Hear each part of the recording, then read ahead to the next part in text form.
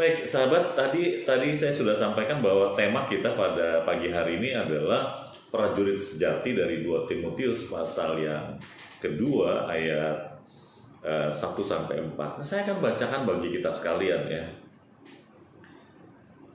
2 Timotius pasal yang kedua.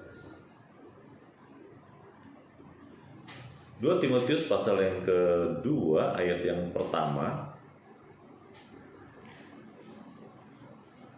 Lembaga Alkitab Indonesia memberikan judul dalam perikop ini, panggilan untuk ikut menderita. Sebab itu, hai anakku, jadilah kuat oleh kasih karunia dalam Kristus Yesus. Apa yang telah engkau dengar daripadaku di depan banyak saksi, percayakanlah itu kepada orang-orang yang dapat dipercayai dan juga cakap mengajar orang lain. Ikutlah menderita sebagai seorang prajurit yang baik dari Kristus Yesus. Seorang prajurit yang sedang berjuang tidak memusingkan dirinya dengan soal-soal penghidupannya, supaya dengan demikian ia berkenan kepada komandannya. Ya, yang berbahagia adalah setiap kita mendengar firman Tuhan memelihara dalam kehidupan kita sehari-hari. Dengan demikian kita memuliakan Yesus Kristus Tuhan kita sampai Dia datang. Ya, sahabat talitakum yang dikasihi Tuhan. Ada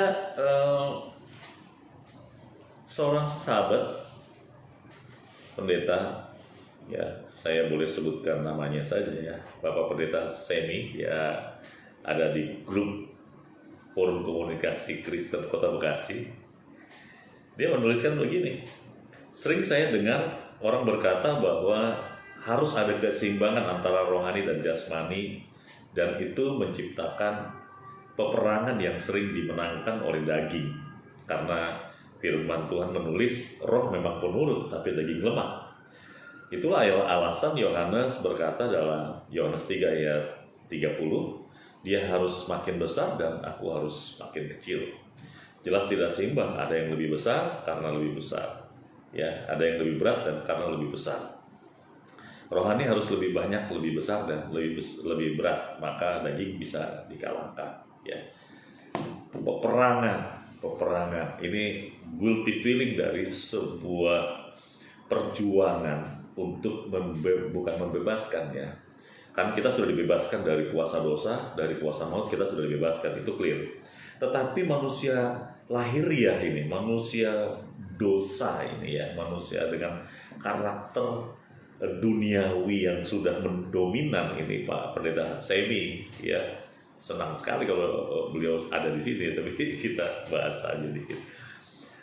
Beliau mengatakan bahwa ini ada peperangan nih antara manusia rohani yang dituntun oleh Roh Allah, oleh Roh Kudus, sama manusia daging yang membawa kita ke dalam dosa, kehidupan dosa, gitu ya. Nah, ini ada peperangan di sini. Maka kemudian Yesus harus lebih besar. Jadi tuntunan Roh Kudus, porsi perhatian kita kepada Yesus harus lebih besar, ya.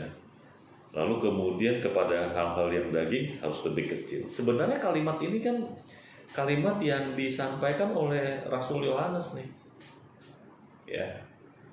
Dia katakan enggak, memang dia harus besar, artinya Yesus yang harus besar, Yohanesnya semakin kecil. Tetapi analogi ini juga dipakai dalam peperangan rohani ini, boleh ya, boleh saja peperangan rohani ini, bahwa porsi kepada Tuhan dalam perjuangan untuk hidup kudus, ya, itu harus lebih besar, ya. Jangan kalah dengan keinginan daging, ya, karena keinginan daging itu begitu kuat ya membawa kita. Kenapa? Karena selain daripada pengalaman empiris ya dengan kedagingan kita yang pernah kita nikmati gitu ya, yang pernah kita kerjakan ya, bukan kita kerjakan, yang kita alami ya, lalu kemudian kita nikmati kedagingan itu ya, maka kemudian seringkali orang bilang, ya roh memang penurut tapi daging enak katanya. Jadi bercanda-bercanda sedikit ya. roh emang penurut tapi daging enak. Nah, karena enak itulah kemudian kita melakukan keinginan daging terus gitu loh. Nah, makanya harus ada keseimbangan, ya. Harus ada keseimbangan dan porsinya harus lebih besar kepada keinginan yang kuat dalam hidup berkenan di hadapan Tuhan. Nah, ini bicara peperangan, ini bicara tentang karakter ya. Harus menjadi seorang prajurit yang sejati, prajurit yang mampu mendedikasikan kepada core bisnisnya, ya, yaitu berjuang. Kalau seorang prajurit tidak berjuang, ya, maka jadi prajurit-prajurit yang kita sering lihat di televisi tuh, ya, film-film India tuh, perutnya gendut, nggak bisa lari gitu, tuh polisi ya, nggak bisa lari tapi mau ngejar penjahat, kan juga aneh juga gitu ya. Nah, ini bicara tentang mentalitas sebagai seorang prajurit sejati, ya, maka dia harus fokus kepada mentality berjuang gitu, ya. Nah, perjuangan untuk melawan kedagingan, perjuangan untuk hidup kudus, perjuangan untuk hidup berkenan di hadapan Tuhan, perjuangan untuk menampilkan moral etik, ya, yang sebagaimana harusnya, yang kita sudah punya teladan yaitu Tuhan Yesus sendiri, ya. Maka kemudian ini menjadi bagian yang perlu kita sikapi sebagai seorang prajurit. Nah, tema kita adalah prajurit sejati. Jadi kalau bicara soal prajurit sejati, di ayat yang ketiga dari 2 Timotius pasal yang kedua, ya, ikutlah menderita sebagai seorang prajurit yang baik, ya, dari Kristus. Jadi kalau ada frase yang mengatakan prajurit yang baik, berarti ada prajurit yang tidak baik, ya. Kemudian di ayat yang keempat, seorang prajurit yang baik, ya, dari Kristus adalah seorang prajurit yang tidak memusingkan dirinya sendiri dengan soal-soal penghidupannya. Nah, ini ya tidak mudah pasti.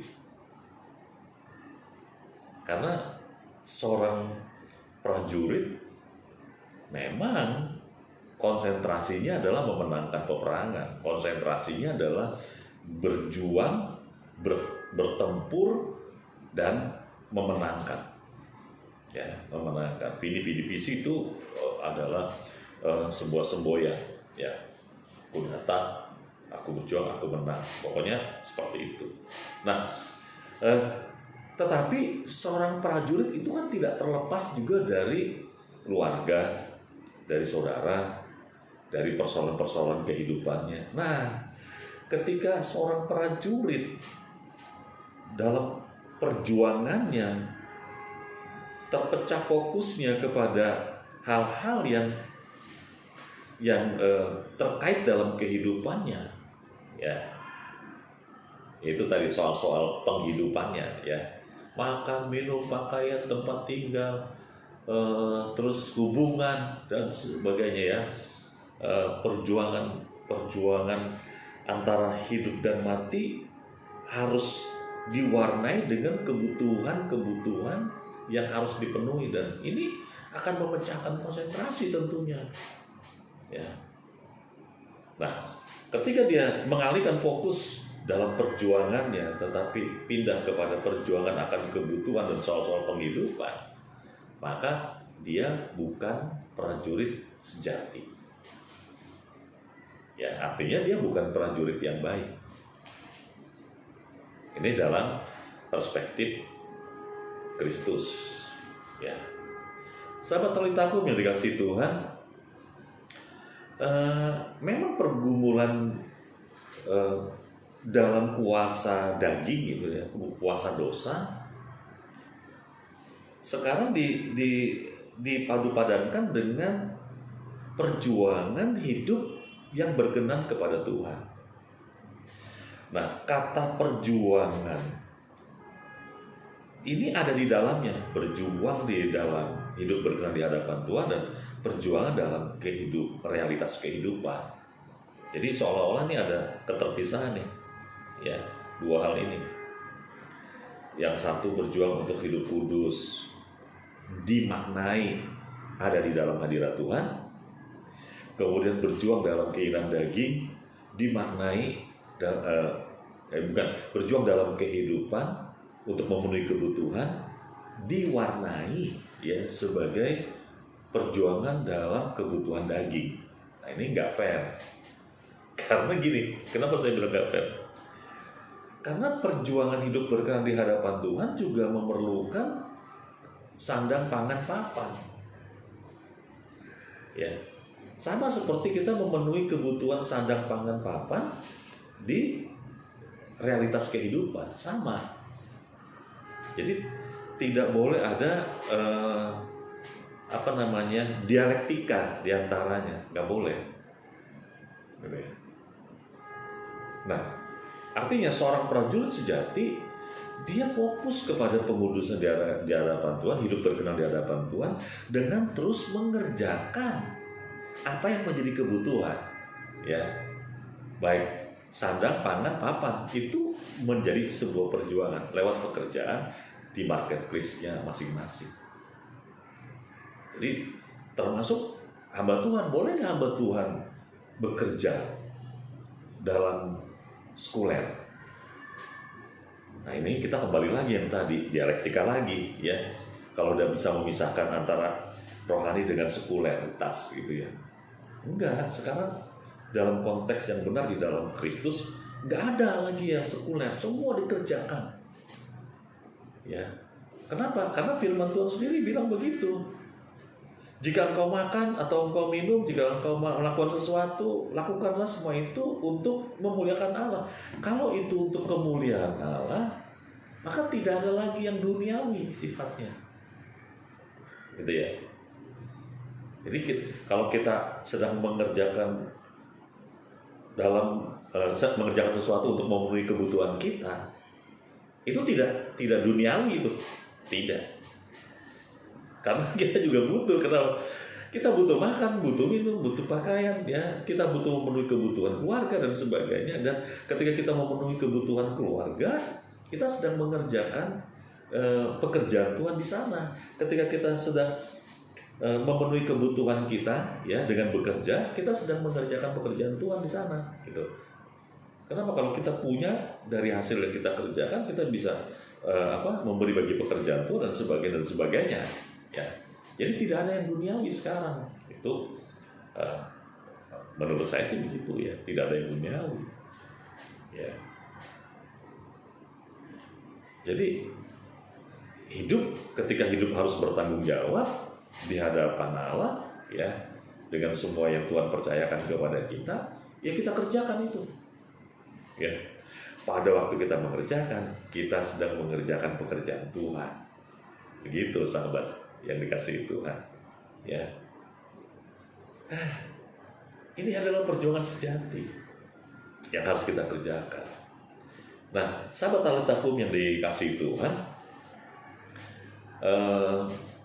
hari ini tanggal 5 Oktober ya, hari ulang tahun Tentara Nasional Indonesia. Nah, kita merayakan itu dengan membuat tuiboni ya, membuat ucapan-ucapan, ya, ada lembaga-lembaga memberikan ucapan selamat kepada TNI, selamat ulang tahun dan sebagainya. Dan tanggal 30 September kemarin sudah diputuskan ada upacara di istana ya, kalau tidak salah. Saya tidak tahu apakah hari ini sudah diadakan, saya belum melihat lagi berita yang terbaru ya. Tetapi yang pasti Presiden memutuskan untuk diadakan di istana. Memang ada defile, ada parade juga, tapi di sekitar istana saja ya. Seorang prajurit yang sejati tidak memusingkan dirinya dengan soal-soal penghidupan. Nah, supaya Dengan demikian ia berkenan kepada komandannya.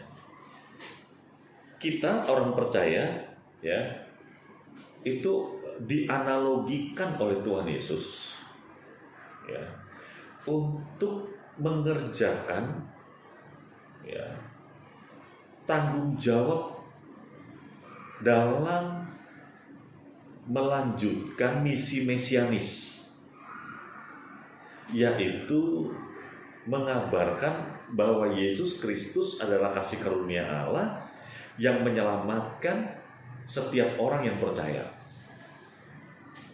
Nah, itu dipercayakan kepada Rasul Paulus. Rasul Paulus mempercayakan lagi kepada Timotius, dan Timotius mempercayakannya lagi kepada kita lewat bacaan kita pada pagi hari ini. Dan kita semua adalah orang-orang yang seharusnya dapat dipercaya untuk mengajar orang lain. Nah, pada waktu kita mengerjakan bagian ini, ya, melanjutkan misi mesianis di atas pundak kita.